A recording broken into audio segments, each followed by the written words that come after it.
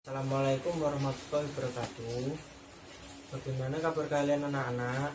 Baik ya. Sebelum kita mulai pelajaran pada pagi hari ini, alangkah baiknya kita berdoa terlebih dahulu. Berdoa mulai. Bismillahirrahmanirrahim. Raditu billahi rabbah wa bil islami dinah wa bi Muhammadin nabiyya wa rasulah. Rabbi jibni ilman nafi'a warzuqni fahma amin ya rabbal alamin. Kita lanjut untuk pertemuan pada pagi hari ini, yaitu pertemuan ketiga. Kita di sini akan membahas tentang apa itu pluralitas masyarakat Indonesia. Jadi di sini itu pluralitas sendiri yaitu adalah perbedaan terkait adanya perbedaan di bangsa kita sendiri, yaitu bangsa Indonesia. Jadi yang pertama kita membahas tentang perbedaan agama, yang kedua kita membahas tentang perbedaan budaya, dan yang ketiga kita membahas tentang perbedaan suku bangsa. Jadi nanti Bapak di sini akan memaparkan lewat video yang Bapak buat. Jadi nanti kalian di sana melihat, menyimak dengan baik. Terutama jangan di-skip videonya, jangan dilewati atau diapakan. Jadi nanti di sana kalian menyimak. Setelah itu nanti kalau ada yang belum paham nanti bisa ditanyakan ke Bapak. Ya, baik. Jadi kita lanjut saja langsung ke video berikut ini.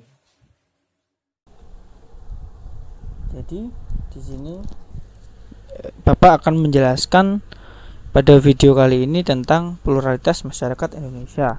Jadi pada pertemuan kali ini di sini akan menjelaskan tentang perbedaan agama, budaya, dan suku bangsa.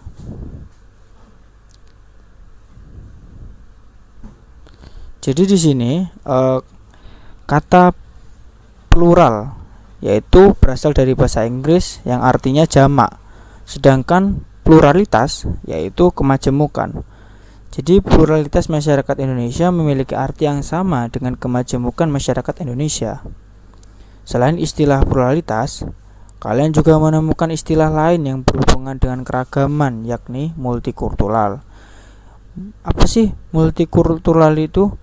Yaitu multikultural berasal dari kata multi yang berarti banyak atau lebih dari satu, dan kultur artinya kebudayaan. Jadi masyarakat multikultural adalah masyarakat yang memiliki lebih dari 2 kebudayaan. Lalu di sini ada kekayaan dan keanekaragaman masyarakat Indonesia, baik itu suku, agama, ras, pekerjaan, dan lain-lain, menunjukkan bahwa masyarakat Indonesia itu bersifat plural. Jadi di sini masyarakat Indonesia banyak sekali keanekaragaman atau kekayaan yang dimiliki oleh masyarakat Indonesia itu sendiri. Lalu di sini kita akan membahas tentang yang pertama, yaitu perbedaan agama yang ada di Indonesia, budaya, lalu suku bangsa.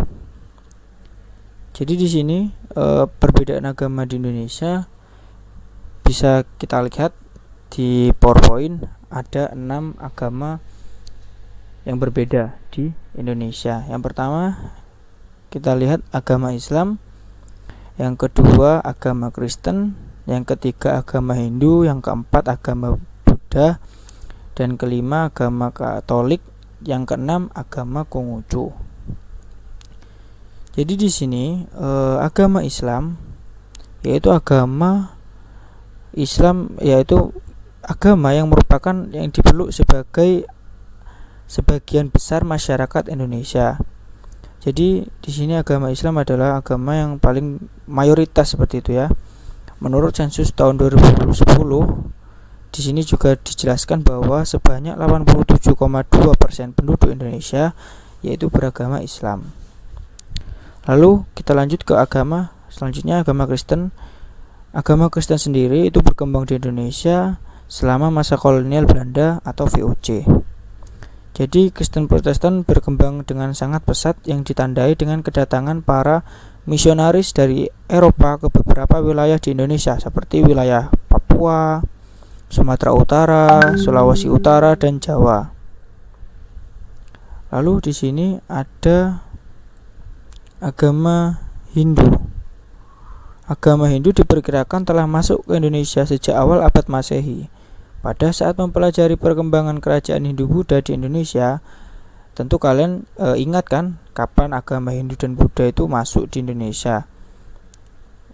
Jadi agama Hindu dan Buddha ini adalah agama yang pertama kali masuk ke Indonesia.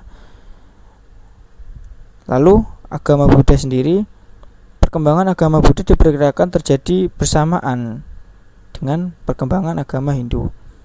Kerajaan Sriwijaya di Sumatera merupakan salah satu pusat studi agama Buddha di Asia Tenggara.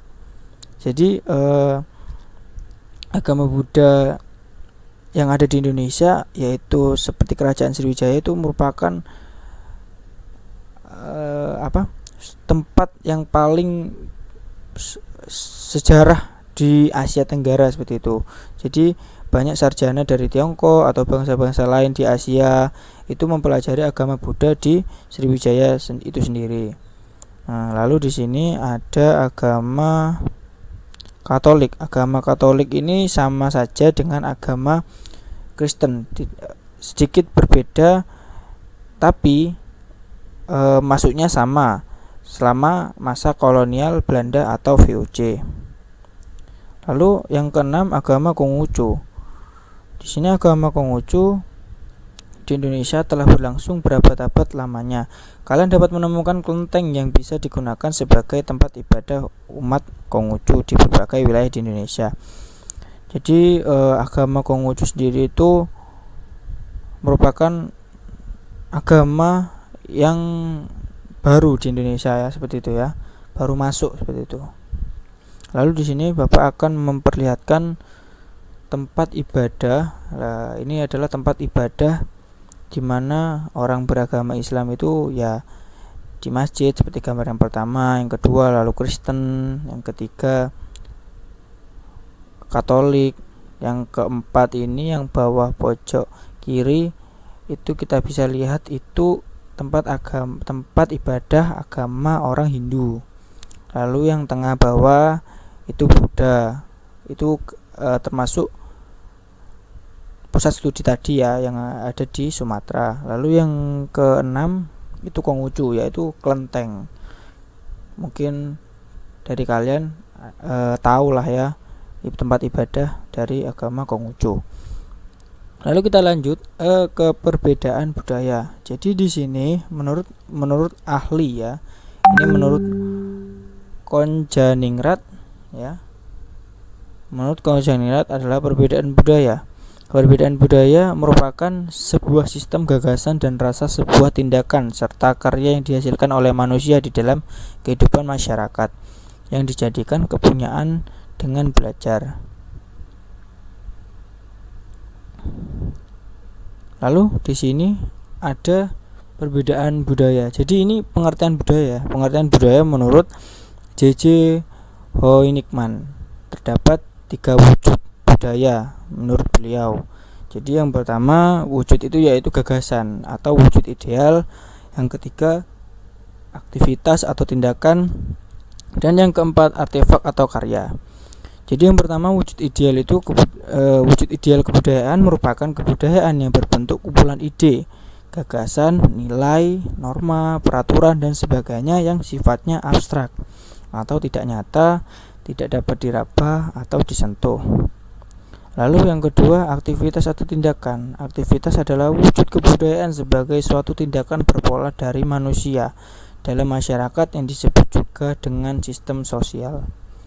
Yang ketiga artefak atau karya. Artefak adalah wujud kebudayaan fisik yang berupa hasil dari aktivitas pembuatan dan karya semua manusia dalam masyarakat berupa benda-benda atau hal-hal yang dapat diraba, dilihat dan didokumentasikan. Mungkin kalian di sini cukup memahami ya apa itu gagasan atau wujud ideal. Jadi di sini wujud ideal itu seperti ide-ide atau peraturan budaya di contohnya di Jember itu tidak boleh apa kan gitu ya. Jadi kan ada kebudayaan yang seperti budaya yang ada di contohnya di Madura atau di Jawa kan gitu. Itu norma-norma atau peraturan-peraturan yang ada di sana itu apa saja, itu sebagai gagasan atau wujud ideal. Lalu aktivitas atau tindakan, contohnya di Madura ada karapan sapi seperti itu kan termasuk contoh aktivitas. Jadi wujud budaya sebagai suatu tindakan berpola dari kemanusiaan dalam bermasyarakat. Yang ketiga, artefak atau karya. Contohnya apa ya? Contohnya artefak atau karya, mungkin kita bisa lihat kalau di Madura. Nah, di Madura lagi ya. Contohnya di Madura itu ada namanya orang Madura itu terkenal dengan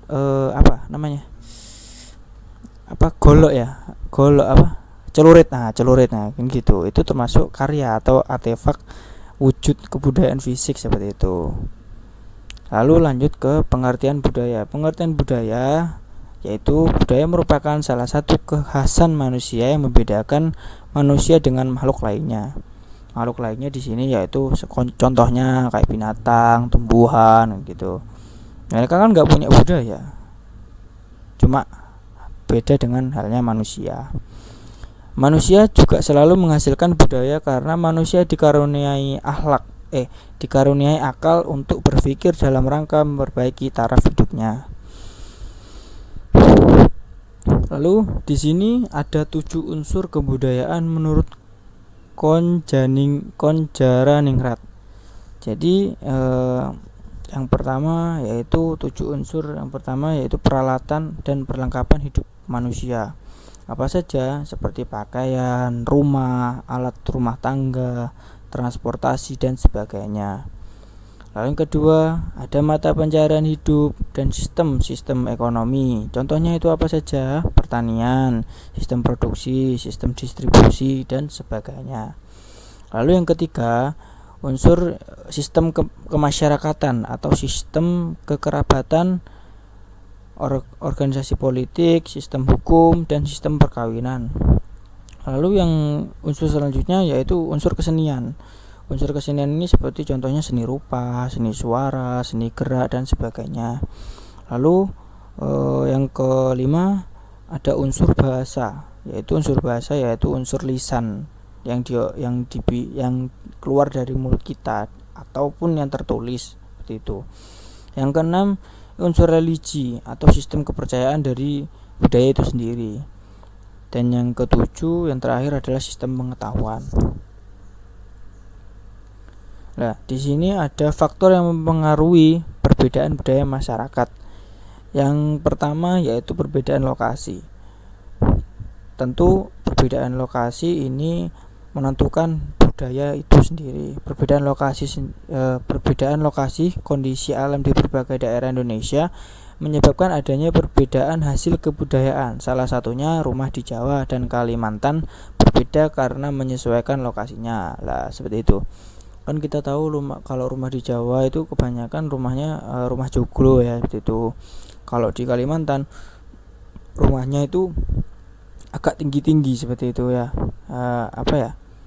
Rumah adat Kalimantan itu seperti itu. Jadi yang kedua, perbedaan agama dan keyakinan. Nah, perbedaan agama atau keyakinan menyebabkan adanya hasil kebudayaan dari berbagai agama di Indonesia. Salah satunya berupa candi, patung, dan relief. Peninggalan agama Hindu, Buddha yang berasal dari kerajaan masa itu. Jadi di sini perbedaan agama dan keyakinan itu sangat mempengaruhi perbedaan budaya. Kita contoh di sini kan ada agama Hindu dan agama Buddha, apa saja sih? Salah satunya kan berupa candi tadi ya, patung, candi Borobudur, candi Prambanan seperti itu, yang terjadi pada masa lalu itu. Lalu kita masuk ke perbedaan yang ketiga, yaitu perbedaan suku bangsa. Nah, perbedaan suku bangsa, tentu kalian tahu ya bahwa suku bangsa yang ada di Indonesia itu sangat banyak ya, tidak terhitung, hampir tidak kalian mungkin hanya tahu beberapa ya kan, nggak kalian tahu semuanya kan. Jadi bangsa Indonesia memiliki lebih dari 300 kelompok etnis atau suku bangsa. Suku Jawa adalah kelompok suku terbesar di Indonesia dengan jumlah mencapai 41% dari total populasi.